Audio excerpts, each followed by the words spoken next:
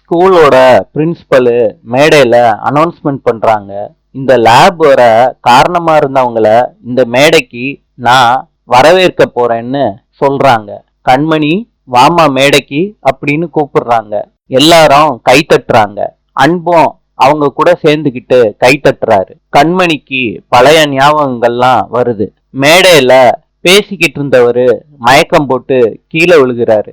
அப்ப கண்மணி அந்த ஸ்கூல்ல படிச்சுக்கிட்டு இருக்கப்ப ட்ரீட்மெண்ட் பண்றாங்க. அதனால அவரு உயிர் தப்பிடுறாரு. டாக்டர் கேக்குறாரு, இவருக்கு ட்ரீட்மெண்ட் பண்ணவங்க யாருன்னு கேக்குறாங்க. அதுக்கு அந்த ஸ்கூல் பசங்கள்லாம் கண்மணி தான்னு சொல்றாங்க. இந்த டாக்டரும் பாராட்டுறாங்க. அந்த மேடையில இருந்து உயிர் தப்புனவரு கண்மணி கிட்ட கேக்குறாங்க, உனக்கு என்ன வேணாலும் நான் பண்றேம்மா, என்னன்னு சொல்லுமான்னு கண்மணி கிட்ட கேக்குறாங்க.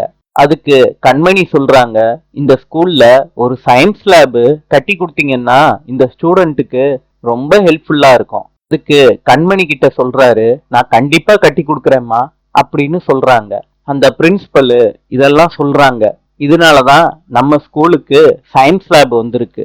கண்மணி அவளுக்குன்னு எதுவும் கேட்டுக்காம நம்ம ஸ்கூல் நன்மைக்காண்டி இதை கேட்டு வாங்கி கொடுத்துருக்கா.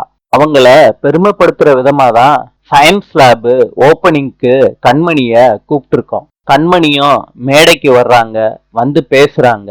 அன்பு மெய் மறந்து போய் கை தட்டுறாங்க. கண்மணி விளக்கேத்தி வச்சு சயின்ஸ் லேப ஓபன் பண்ணி வைக்கிறாங்க. கூட அன்பும் நிக்கிறாரு ரொம்ப பெருமையா கண்மணியை நினைச்சு. நாளை சந்திப்போம்.